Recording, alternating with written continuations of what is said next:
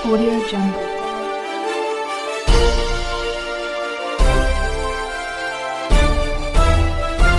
Audio Jungle. मैं रंजन कुमार। नमस्कार।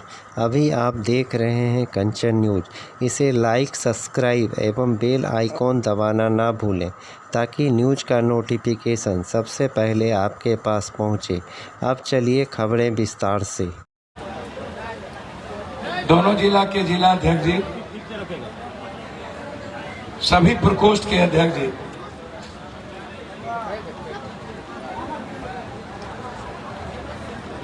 राष्ट्रीय नेता पूर्व विधायक दिनेश जी, फजील भाई, प्रेमचंद बाबू, राजेश जी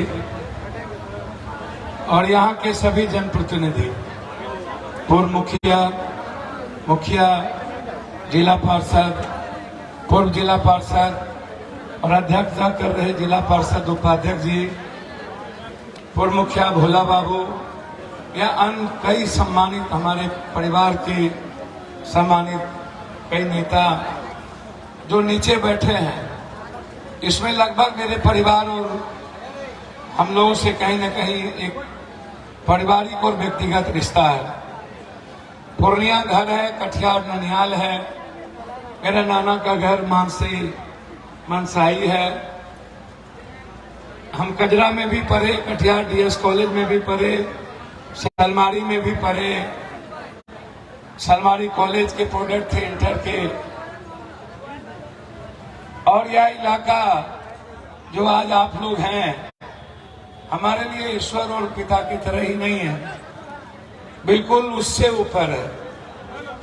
वैसे मैं देश के बुजुर्गों को अपना ईश्वर और देव से ऊपर मानता हूं। हमारे जो यहाँ पर उपस्थित है माँ बहनें, उसकी लड़ाई बचपन से पप्पू यादव की रही है। भैया बोलिएगा नहीं, हम जब बोले तो जरा सुनिएगा, इससे आपको अच्छा लगेगा। मेरा और आपके बीच का रिश्ता क्या है? कभी राजनीतिक रिश्ता नहीं रहा। मेरा और आपके बीच का रिश्ता एक जज्बात का है, एक इमोशंस का है, एक ऐसी फीलिंग हमारे और आपके बीच है। मुझे ऐसा लगता है कि आप हैं तो पप्पू यादव की ऊर्जा, पप्पू यादव के भीतर मरने की, लड़ने की, संघर्ष करने की जज्बा, इस देश के 140 करोड़ लोग, जब हम गिरफ्तार हुए थे कोरोना में, रूढ़ी जी के घर से 60 एम्बुलेंस निकला था। हमारी गिरफ्तारी पटना में सरकार ने कर ली। तब तक लगभग हम इस हिंदुस्तान को लगभग 34 करोड़ लोगों के, मजदूरों के अकाउंट में एक एक देश के मजदूरों को घर वापस बुला चुके थे। दुनिया का हर व्यक्ति, जहां ऑक्सीजन की कमी थी, जहां रेमडेसिविर दवाई की कमी थी, जिन चीजों की कमी थी, लगभग 3000 से ऊपर लाश मैंने खुद जलाया। जब मैंने सरकार से पूछा मेरी गुनाह क्या था, मेरे मुंह पर पट्टी नहीं था, मेरे हाथ में ग्लव्स नहीं था, मैंने इंसानियत और इंसान को देखा और सेवा में हम लग गए। मेरा जज्बात एक पिता और बच्चों की तरह था। मेरा जज्बात एक भाई और भाई की तरह था। मेरा जज्बात एक पिता और बेटे की तरह था। मेरा जज्बात एक माँ और पुत्र की तरह था। मेरा जज्बात एक बेटी और बहन की तरह था। कोई ऐसा घर नहीं बचा था जिसके लाश, भैया इनको चुप करवाइए ना भाई, बाबू थोड़ा देर चुप रहो ना। वो दोनों कुर्सी उनको बोलिए ना, थोड़ा देर चुप रहिए, थोड़ा देर। आपके भीतर भी कल दुनिया के लिए देने की ताकत हो जाए। आप पप्पू यादव को सिर्फ सुनिए, पढ़िए। आप खुद ब खुद दुनिया के लिए जीने लगे। इंसान का मतलब होता क्या है? इंसान क्यों आए? हम आए क्यों हैं? हम राजनीति करने नहीं आए। हाफ पेंट में एमएलए बने। पूर्णिया ने 3 बार, मधेपुरा 2 बार, सिंहेश्वर 1 बार। और ये जिंदगी दी किसने? ये जिंदगी दी सीमांचल और कोसी के लोगों ने।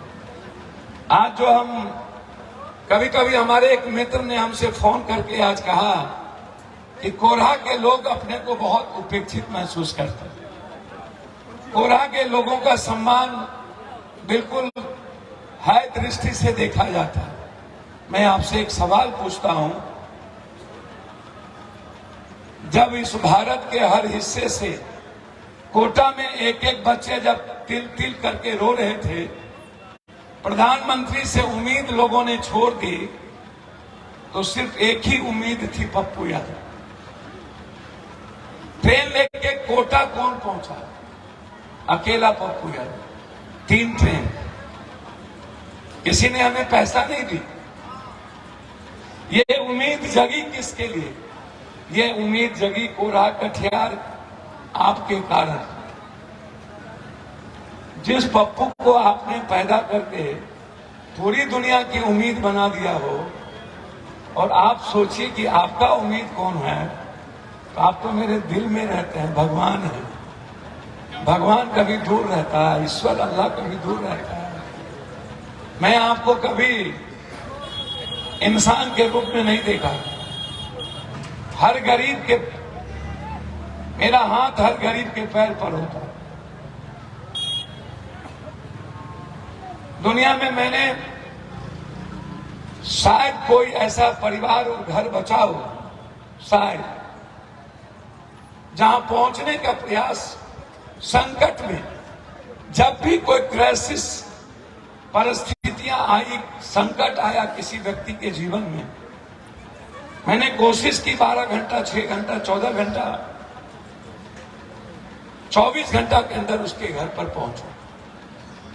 कोई ऐसी घटना, आप जब पूरा देश पप्पू यादव ये सपना देख सकता है। जब हम गिरफ्तार हुए थे तो पूरी दुनिया ने लिखा था, release Pappu Yadav, release Pappu Yadav, release Pappu Yadav. शायद आज तक वर्ल्ड के इतिहास में यह सौभाग्य प्राप्त आपके पुत्र को हुआ। जिस दिन मेरी गिरफ्तारी हुई, तब से लेकर के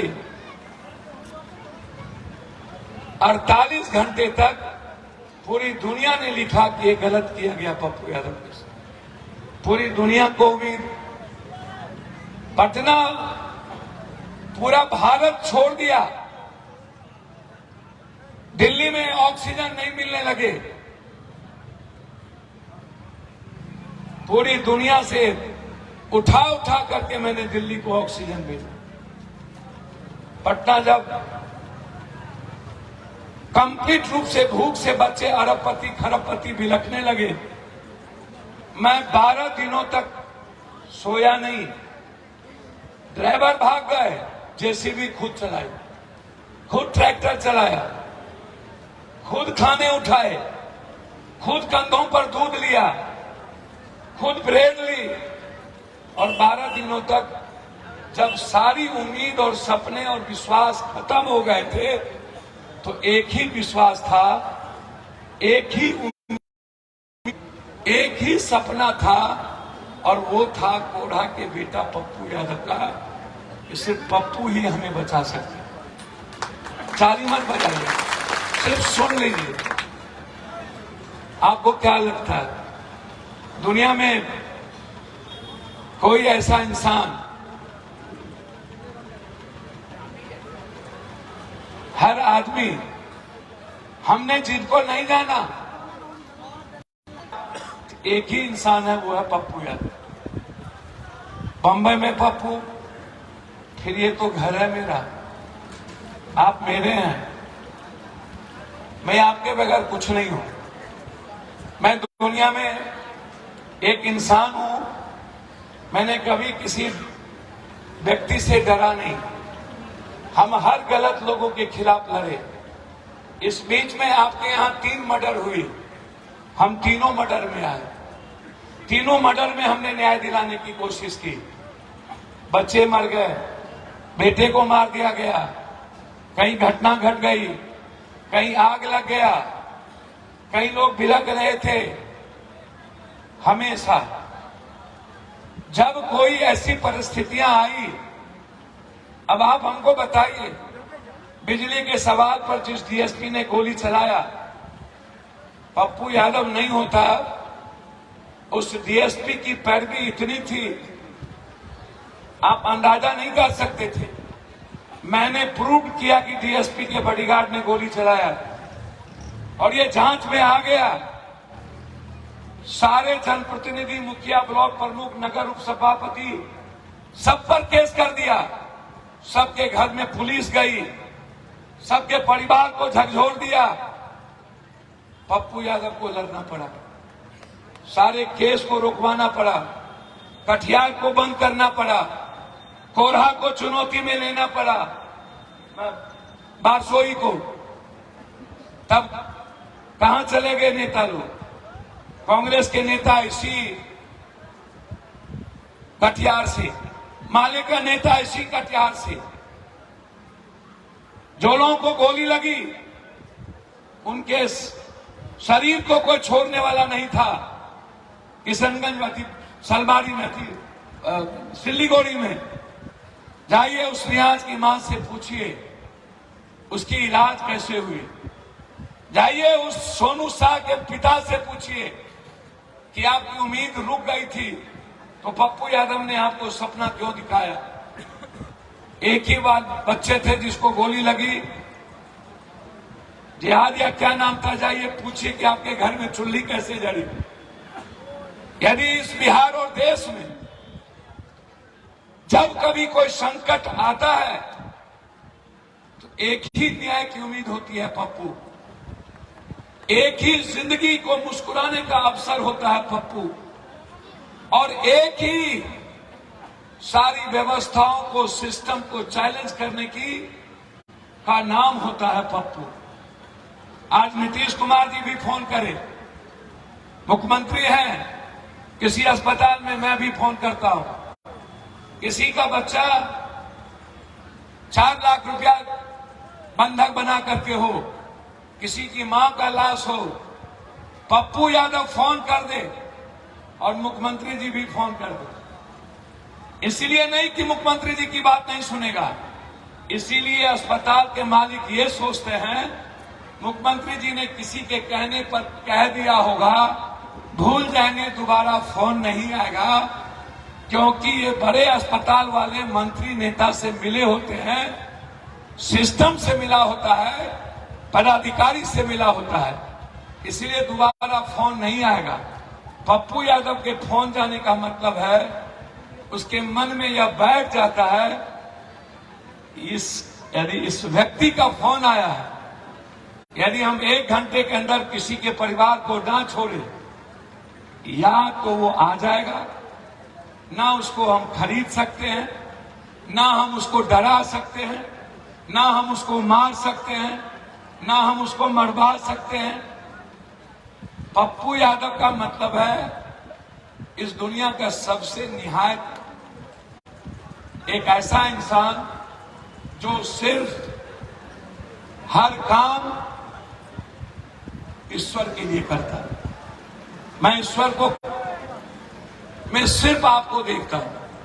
कोई एक दुनिया का आदमी आपको कभी मिल जाए कि हमारे संकट में पप्पू यादव नहीं पहुंच पाए, तो आप ढूंढ लेना। फिर कोरहा के लोग ये बात मन में सोचे, मैं कुछ नहीं था तब भी कोरहा, कोई घटना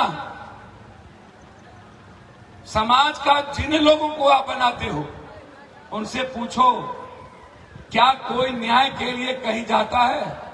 मुख्यमंत्री जी के घर में मर्डर हो तो पप्पू यादव, मुख्यमंत्री जी के यहाँ घर में शराब से मरे तो 50,000 हर व्यक्ति को पप्पू यादव, डिप्टी सीएम के घर में मर्डर हो तो पप्पू यादव, नित्यानंद जी के घर में मर्डर हो तो पप्पू यादव, हर मंत्री के घर में घटना घटे तो पप्पू यादव, वहां का एमएलए नहीं, वहां का एमपी नहीं, वहां की सरकार नहीं, इस देश का पीएम नहीं।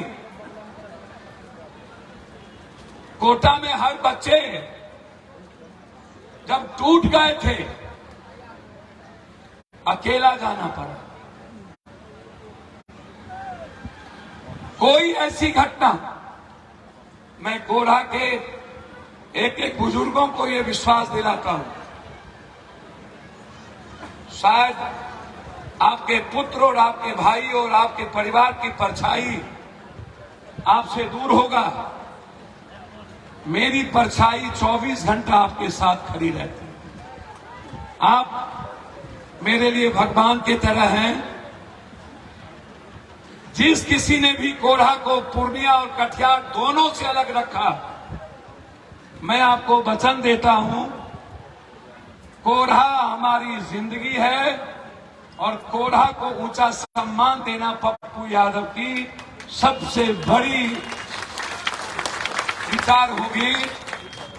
आप कोढ़ा जिस तरीके से हमेशा से अनुसूचित जनजाति का सीट होने के कारण इसका सम्मान न तो सरकार ने दी, न तो केंद्र ने दिया और न ही किसी मंत्री और एमपी ने दिया। मैं आपको वचन देता हूं, कोढ़ा का हर घर, हर परिवार, हर जाति के लोग मेरे लिए प्राथमिकता होगी। मेरे लिए जितना सत्य और भगवान है उतना कोढ़ा के जीवन का हिस्सा होगा। आप मुख्य धारे में आगे होंगे। आपको जो अपेक्षा किया है पप्पू यादव के रहते, अब जीवन में आपकी अपेक्षा कभी नहीं होगी, ये मैं आपको आश्वस्त करता हूं। इसीलिए मैं कहता हूं कि मैं यहां ऐसी कोई बात नहीं करूंगा, मैं ना कोई राजनीति की बात करूंगा। आप हमें डेली सुनते हैं, आप हमें डेली देखते हैं।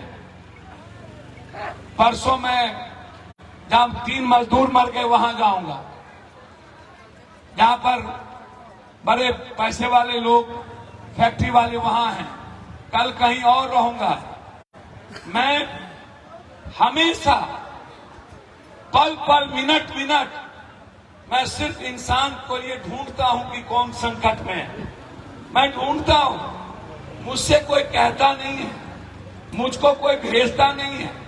मैं सोशल मीडिया पर ढूंढता हूं, मैं अखबारों में ढूंढता हूं, मैं अपने साथियों से पूछता हूं कि आपके इलाके में कोई गरीब पर, किसी ताकतवर लोगों का जिंदगी में प्रवेश तो नहीं है, कोई घटना तो नहीं घटी, कोई संकट में तो नहीं है।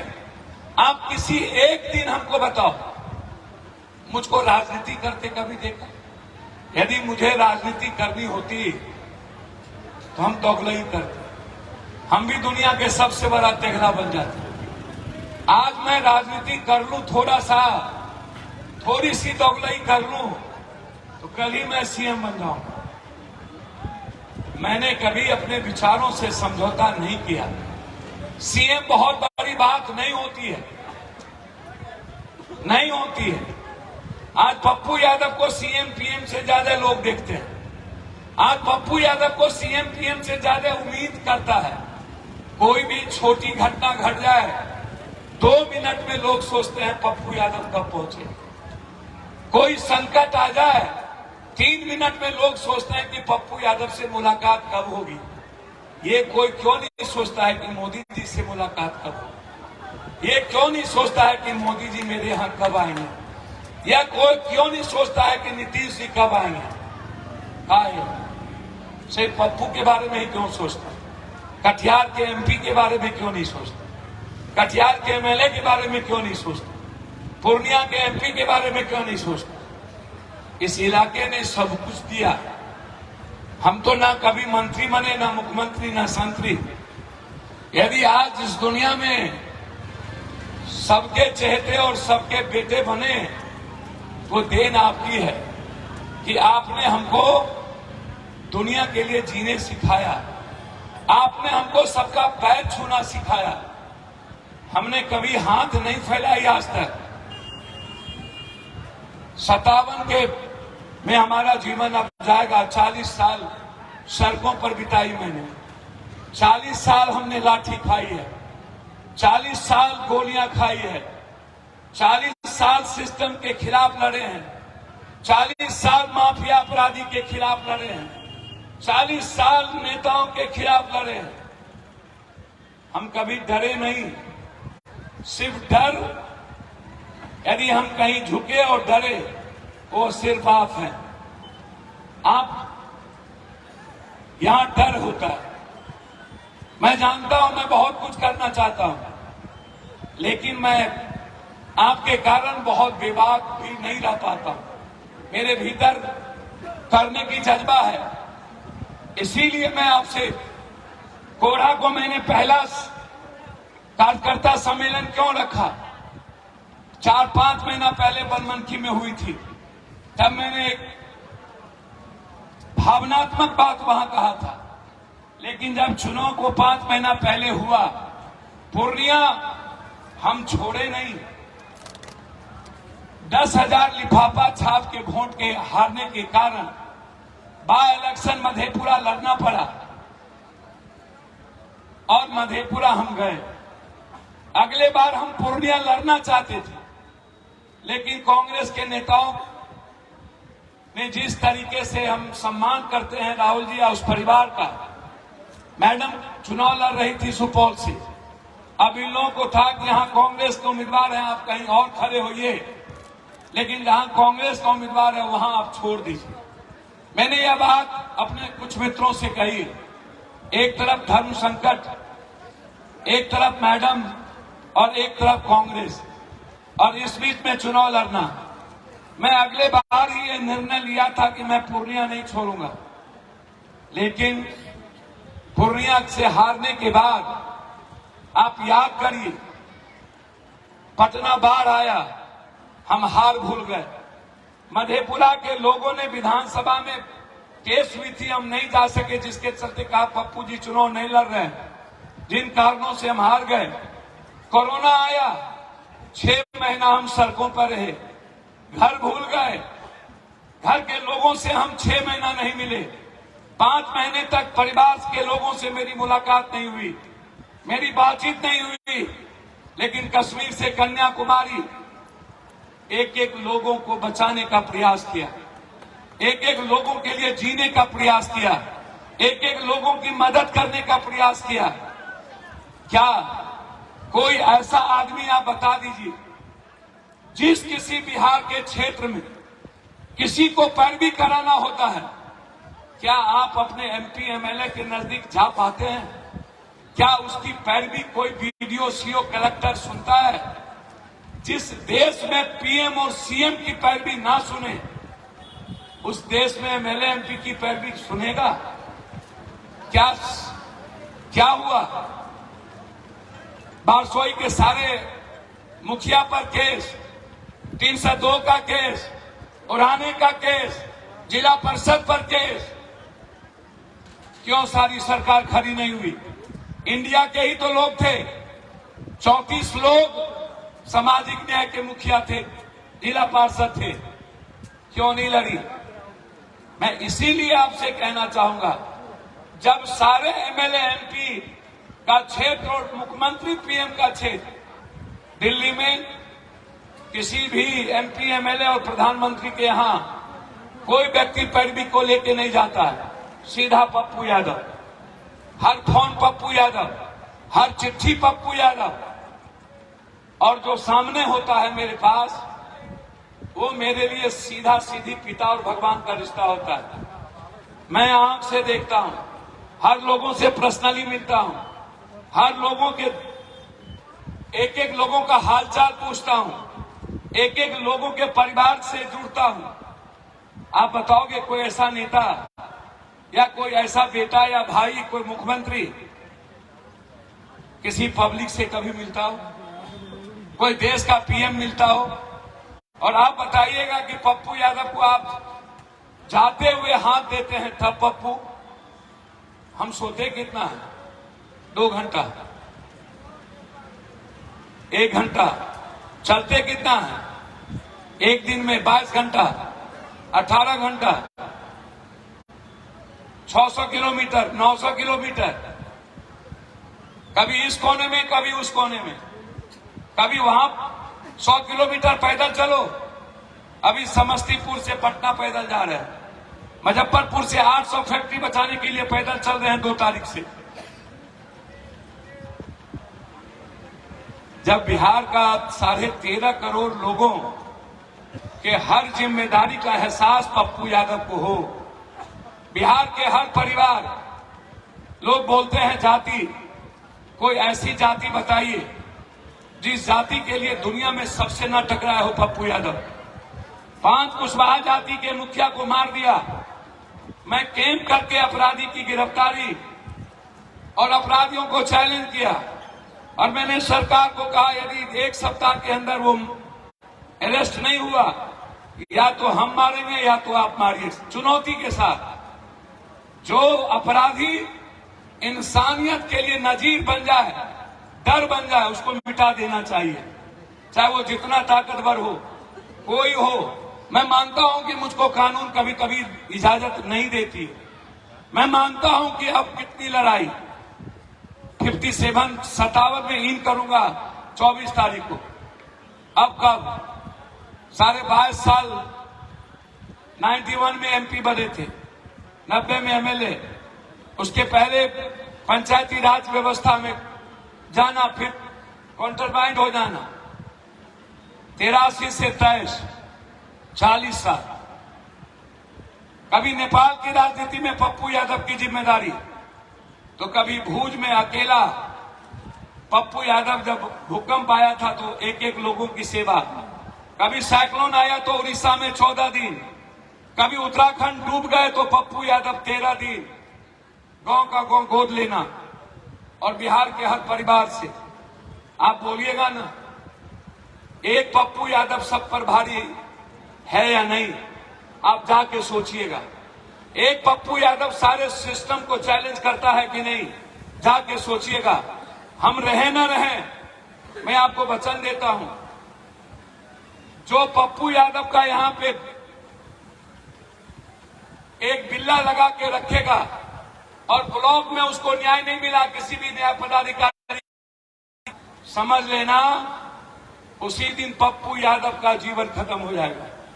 मैं तय किया हुआ हूं, हर पप्पूवादी लोगों को न्याय पप्पू के फोन से नहीं, सिर्फ पप्पू के विचार और रिश्ते से होगा, फोन से नहीं। जिस गाड़ी में पप्पू यादव का झंडा होता है, बोर्ड होती है, सब कहता है कि एक इंसान की पार्टी एक इंसान का वर्कर है। ये धुरताई नहीं करेगा, क्योंकि ये यदि गलत किया तो पप्पू यादव लग चले जाएंगे और फिर पप्पू यादव इसको नहीं छोड़ेगा। आपको लगता है कि मैं किसी को छोड़ूंगा? मैं मिटा के जाऊंगा और हर गरीब को इस दुनिया में नंबर ऊपर, यहां मुझे नफरत है गरीब और गरीबी से। ये गरीब शब्द मुझे तकलीफ देती है। किसने पैदा किया ये गरीब शब्द? भगवान ने पैदा नहीं किया, भाग ने पैदा नहीं किया, किस्मत ने पैदा नहीं किया, सिस्टम ने पैदा किया, नेताओं ने पैदा किया। ये नेता और सिस्टम का नाजायज औलाद है गरीब और गरीबी। याद करिए, जब 30 करोड़ की आबादी थी, जब 20 करोड़ की आबादी थी आजाद हिंदुस्तान के पहले, तब हम क्यों गरीब नहीं थे? तब इतनी गरीबी क्यों नहीं थी? और जब हमारे फजील भाई अभी बोल रहे थे ट्रिलियन और कौन डॉलर मनी, मैं आपसे पूछ रहा हूं, 6,000 रुपया पर कैपिटा इनकम, फजील जी, 5 किलो अनाज, ये 5 किलो अनाज पर कब तक वोट दीजिएगा? कब तक पप्पू यादव को रोड पे रखिएगा? हम रोड पर रहें तब भी दुनिया के लिए जिए, हम एमपी एमएलए ना रहे तब भी दुनिया को बांटे, हम एमपी एमएलए ना रहे तब भी अपराधियों को मिटाए, हम एमपी एमएलए ना रहे तब भी पीएम सीएम से लड़े।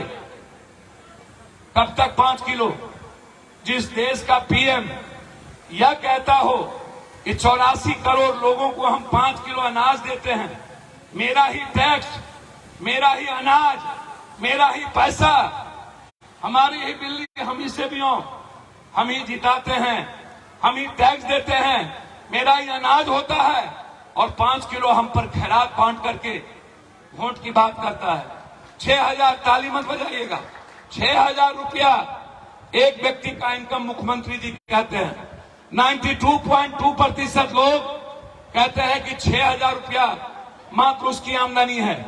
मैं देश के लोगों से पूछना चाहूंगा, जो स्कूल की बात करते हैं, वो राइट टू एजुकेशन की बात क्यों नहीं करते? वो राइट टू हेल्थ की बात क्यों नहीं करते? जिस दिन पप्पू यादव की सरकार बनी, मैं आपको वचन देता हूं, हर व्यक्ति, चाहे एक व्यक्ति हो, कोई हर व्यक्ति को मैं आर्थिक रूप से किसी भी जिम्मेदारी के साथ बोझ नहीं पड़ने दूंगा। जब मैं आज 2 लाख रुपया देके किसी की जिंदगी को बचाता हूं, जब मैं आज दशरथ मांझी को, लोगों ने राजनीति की, जब दशरथ मांझी मरे थे, जब उसके घर में घास की रोटी चल रही थी, हम हेलीकॉप्टर से, हम और मैडम गए, 2 लाख रुपया देकर के उसको हमने बिजनेस कराया, उसके बेटे को। आज तक रंजीत रंजन जी के अकाउंट से 10,000 रुपया महीना भेजता हूं। आज तक हिंदुस्तान में ऐसे लाखों करोड़ों लोग हैं। मैंने कभी तनख्वाह नहीं उठाई, मैंने कभी पेंशन नहीं उठाया, वो सब गरीब के घर में गए। ताली मत बजाइएगा, सब दूसरों के घर में गए। आज तक याद करिए, 90 में जब पूरे दुनिया को बिजली नहीं थी, तब पप्पू यादव पूर्णिया को 22 घंटा बिजली देता था। याद करिए 91 में जब पूरी दुनिया में मेडिकल सिस्टम खत्म था, तब पप्पू यादव बिहार के मेडिकल सिस्टम को चैलेंज किया था। याद करिए आज जब पूरी दुनिया कोरोना से डर रही थी, हम कोरोना को डरा रहे थे। याद करिए जब पूरी दुनिया पटना को छोड़ दिया था, हमने पटना को गोद लिया। याद करिए जब हर घर को लोग छोड़ देता है, उस घर पर सबसे पहले पप्पू यादव पहुंचता है। याद करिए जब नफरत फैलाने की बात आती है, वहां सबसे पहले पप्पू यादव पहुंचता है। चाहे किसी जात का हो, कोई घटना, मुजफ्फरपुर में 34 बेटी गायब हो गई, सड़कों पर चले भर दिन। मुजफ्फरपुर में 2 बड़े शाही और समीर की हत्या कर दी गई, अपराधियों के खिलाफ जंग लड़के गिरफ्तार करवाए। कोई ऐसी घटना, पटना का राजीव नगर नेपाली नगर को तोड़ रहा था, मैंने गोली खाने का काम किया बीच में, उधर से पुलिस की गोली और इधर से पत्थर, अकेला पप्पू यादव। उस दिन हम नहीं होते तो 850 मकान, पूरी जिंदगी राजीव नगर नेपाली नगर का पैसा लगा था, नहीं बचता। हाईकोर्ट ने मेरी बात मानी। याद करिए दालमिया नगर, एशिया की सबसे बड़ी फैक्ट्री, जहां पर पूरे घर को डिमोलिश करने के लिए 4,000 फोर्स भेजा गया। मैंने चुनौती में कबूल की, मैंने कहा मेरे रहते इस 2800 परिवार को हम मरने नहीं देंगे। कब हमने पीछे हटे, चाहे बगहा का मामला हो, चाहे बाढ़ का मामला हो, चाहे संघर्ष का मामला हो, फिर कोढ़ा। इसीलिए मैंने कहा मैं आज कोई राजनीति बात नहीं करूंगा, मैं बात करूंगा सीमांचल और कोसी की, मैं बात करूंगा महानंदा और गंगा की, मैं बात करूंगा गंडक और बलान की, मैं बात करूंगा कोसी और सोन की। आजाद हिंदुस्तान के बाद आज तक सब मुख्यमंत्री बने, क्या आप सपना नहीं देखते हैं कि सीमांचल का कोई बेटा कभी मुख्यमंत्री बने, सीमांचल का बेटा प्राइम मिनिस्टर बने? किसकी देन है ये सारी चीजें? महानंदा बेसिन का क्या हुआ? जब कभी बाढ़ और कटाव की बारी आई, कोढ़ा हो या बड़ारी हो या सेमापुर, जब लगातार बड़े हमले हो रहे थे, सेमापुर में कई लोगों को जान मार दिया गया, जाति पूछ के मारा गया। क्यों? पप्पू यादव के अलावे दूसरे को आने की हिम्मत क्यों नहीं हुई? अपराधी के खिलाफ किसी को नाम लेने की हिम्मत क्यों नहीं होती है? कारण क्या है? इन्हीं के यहां मुखिया जी किशनगंज में जब पूरा किशनगंज 12 दिन बंद था, पप्पू यादव के बाद जाने के बाद खुलता है। सारे रास्ते पप्पू यादव से शुरू होते हैं। ये देन किसकी है? कोसी और सीमांचल की। और हम चाहते क्या है? आजादी, आर्थिक आजादी, हर आदमी के घर में शैक्षणिक सुविधा, आर्सेनिक पायरन, आर्सेनिक पानी से मुक्ति। आज सब कैंसर, दम्मा, हैजा, टीबी, कब तक पिएंगे आर्सेनिक पानी? कब तक पिएंगे हम आयरन पानी? कब तक पिएंगे क्वालिफाइड वाला पानी? कब तक मेरा दांत और हमारे यात्री गलती रहेगी? कब तक सीमांचल, कोसी और मिथिलांचल के लोग परेशान होंगे? अमित शाह जी अभी गए थे झंझारपुर के बगल में मात्र 13 किलोमीटर की दूरी पर मधेपुर की एक फैक्ट्री थी। वो फैक्ट्री दूध की थी। जो दुनिया में 2 फैक्ट्री बनी थी, एक गुजरात में, एक मधेपुर में, उस पर चर्चा नहीं किया। मधुबनी के 3 मिल चीनी मिल बंद हो गया, उस पर चर्चा नहीं हुई। जोगबनी आए, पेपर मिल की चर्चा नहीं हुई। दरभंगा के पेपर मिल जो 750 बीघा में है, उसकी चर्चा नहीं हुई। कटिहार के जूट मिल की चर्चा नहीं हुई। क्या हुआ जूट? क्यों खत्म हो गई जूट? क्यों हमने सपना देखना छोड़ दिया? अब हम आए मखान और मक्का पे। हम आपको वचन देते हैं, जिस दिन सदन में हम जाएंगे, याद रखिएगा, सबसे पहली लड़ाई हमारी इस इलाके में मखान और मक्का और दूध, हमारी लड़ाई होगी इस इलाके में एस्टेब्लिश्ड फैक्ट्री, हमारी लड़ाई होगी इस इलाके में बाढ़ से मुक्ति, हमारी लड़ाई होगी पूर्णिया में हाई कोर्ट का बेंच। हमारी पहले भी लड़ चुका हूं 10 बार, चिट्ठी है, एक बार नहीं। हमारी लड़ाई होगी पूर्णिया को उपराजधानी बनाने की। यदि बिहार में, यूपी में 2 राजधानी है, 3, तो बिहार में 2 क्यों नहीं? एक पटना, दूसरा भागलपुर, सीमांचल मिथिलांचल के बीच पूर्णिया। हमारी लड़ाई सिर्फ आपकी होगी। हर मिनट हम जात, आज तक पप्पू यादव ने किसी से जात नहीं पूछा। हम कौन जात हैं ये मेरा बाप बताएगा। वो मेरा संस्कार हो सकता है। वो जन्म जिस जात में हम लिए हो या जिस जात ने किया हो, उसने हमें इंसान बनाया। उसने हमें हर लोगों के लिए जीना सिखाया। उस जात को, उस समाज को गर्व होगा पप्पू पे। उस समूह को, उस कोढ़ा के हर जात को गर्व होगा पप्पू पे कि मेरा पप्पू दुनिया की मदद करता है, मेरा पप्पू हर आदमी की सेवा करता है। इसलिए मेरी लड़ाई कोसी सीमांचल की आर्थिक आजादी की है। मेरी लड़ाई कोसी सीमांचल के हर हाथ को काम देने की है। मेरी लड़ाई 1.25 करोड़ लोग जो पलायन करते हैं, उस लड़ाई पलायन को रोकने की है। बाहर हम मजदूरों को मरने नहीं देखना चाहते। हमेशा मजदूर मर गए, पप्पू यादव पहुंचो। मजदूर मर गए, पप्पू यादव पहुंचो। कब तक? कब तक? कब तक कटिहार, अररिया, पूर्णिया के लोग बाहर? कब तक सुपौल के लोग बाहर? कब तक? कब तक आप दूसरों के लिए आप वोट मारते रहेंगे? मेरा सवाल यही है, यदि आपको भरोसा हो और लगे कि एक इंसान जो सबका बेटा है और सबका है, सबके लिए है, वो मर जाएगा, जाति नहीं करेगा, हिंदू मुसलमान नहीं करेगा, वो प्रेम के अलावा नफरत की बात कभी नहीं करता। दुनिया वोट के लिए अलग अलग तरीके और विचार बदलते हैं। मैं सिर्फ रिश्तों के लिए अपने विचार को जिंदा रखता हूं। मैं विचार नहीं बदलता, मैं बस्तर नहीं बदलता, मैं कपड़े नहीं बदलता, मैं आदमी में फर्क नहीं करता हूं। ये नेता लोग करते होंगे। आपके सामने मैं सिर्फ आज एक बेटे के लिए की तरफ से आया हूं और यह कहने आया हूं कि कोढ़ा का हर व्यक्ति जिस जात का हो, चाहे वो पासवान हो या राम, चाहे शर्मा हो या जुला, ततमा हो या नुनिया, चंद्रवंशी हो या कुशवाहा, कुर्मी हो या धानु, मुसलमान भाई हो या यादव, राजपूत हो या भूमिहार, शाह हो या चौधरी, कलवार हो या जयसवाल, निषाद हो या मला, केवट, हर लोगों का जाति है। पप्पू का एक ही जाति है, वो है इंसानियत, और वो है मानवता, और वो है भगवान की जाति, वो है अल्लाह की जाति, वो है ईश्वर की जाति। मेरी कोई जाति नहीं है, मेरी जाति नहीं है, मेरा घर है। कोसी सीमांचल मेरा घर है, और मेरे ही घर में कोई हमें औकात बताए तो आप अपने पुत्र को, अपने भाई को शरण में ले लेना।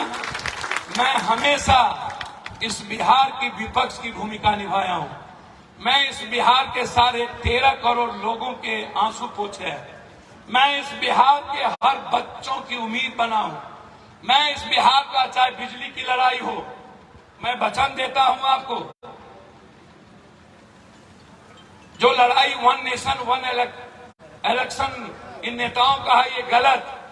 यदि कुब्बत है मोदी जी और मुख्यमंत्री जी, वन नेशन वन एजुकेशन करिए, वन नेशन वन हेल्थ करिए, वन नेशन वन जस्टिस करिए, वन नेशन वन जॉब करिए, वन नेशन वन इकोनॉमी करिए। यदि है हिम्मत, 6000 से निकालिए।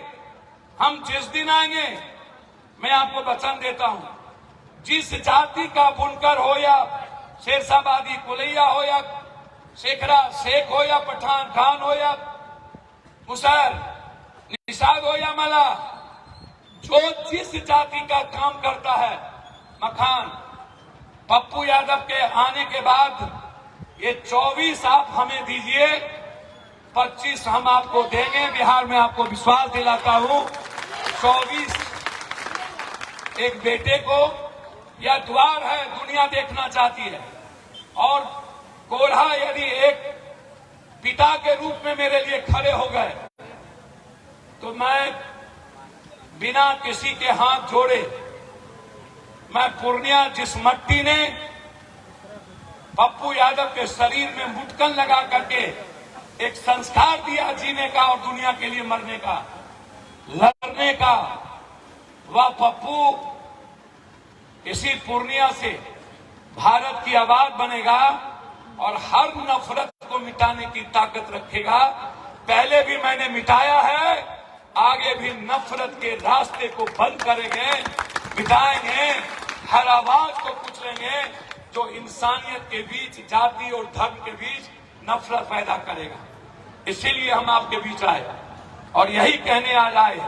इससे ज्यादा चूंकि दूर दूर से लोग आप आए, आपने जो आज आशीर्वाद दिया है मुझे, आपने जो आज हमें स्नेह दिया है, आपने जो आज रियल में पप्पू यादव को जीने की हमें ताकत दी है, हम बने ना बने, मैं वचन देता हूं, आप जानते हैं मेरे मुंह से निकला हुआ साथ, भगवान झूठ हो सकता है, चांद पे दाग लग सकता है, मेरे जुबान से कोई शब्द निकल गया, मैं मरना पसंद करूंगा, लेकिन उस जुबान को वापस करना पसंद नहीं करता हूं। मैं कह के जाता हूं, मैं बनूं, एक मिनट, मैं बनूं ना बनूं, मैं रहूं ना रहूं, कोढ़ा मेरी जिंदगी का हिस्सा आज से शुरू हो गया। आप डायरेक्ट पप्पू यादव के आइए, मैं एमएलए एमपी बनूं ना बनूं, कोढ़ा के हर दर्द का निवारण पप्पू यादव, हर संकट का निवारण पप्पू यादव। कोढ़ा के लिए मैं फोन लाइन आपको भेजूंगा, जेडी कोढ़ा को उसके फोन नंबर आप लिख लीजिए, मैं आपको 2 नंबर दूंगा, आप लिखिए और डायरेक्ट आप अपनी समस्या बताइए और उस समस्या का निदान डायरेक्ट पप्पू यादव करके आपको भेजेगा। सिर्फ मेटर लिखाइएगा, आने की जरूरत नहीं होगी। ना जाए तो मेरे पैदाइश में फर्क होगा, मैं दोगला का पैदाइश होगा यदि हर व्यक्ति, हर परिवार यदि न्याय ना मिले तो। इसीलिए मैं आपको यह बात, एक नंबर लिखिए, क्या नंबर है जी दीपक? 986 है, नहीं बोलो। जेडी का नंबर क्या है? जेडी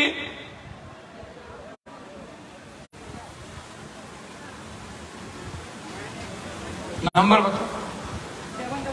766 766 79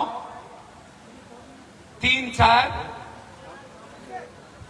28 9 फैन से लिखा बैठिया। फिर बोलो 766 766 79 34 289। दूसरा नंबर दीपक,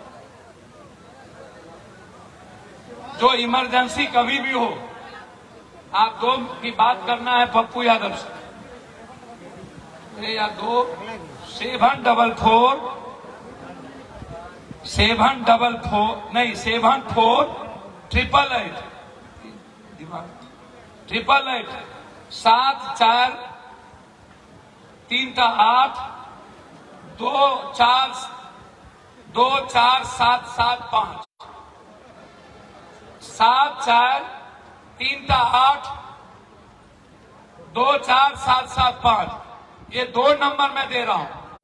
इमरजेंसी हो इस पर तुरंत व्हाट्सएप करिए, हम काम करके भेजेंगे। हम रहें न रहें, कोढ़ा मेरे दिल में रहेगा। कोढ़ा ने मुझे जिंदगी की शुरुआत की है।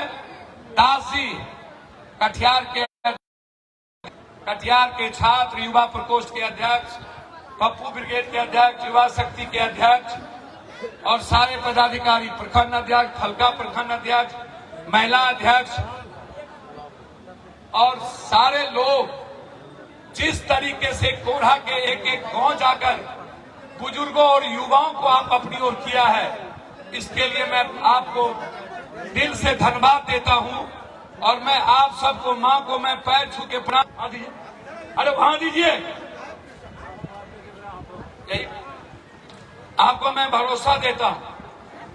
और जो बुजुर्ग हैं हमारे लिए, मेरे रिश्तेदार, न्यू अपडेट के लिए देखते रहिए मैं रंजन कुमार, कंचन न्यूज।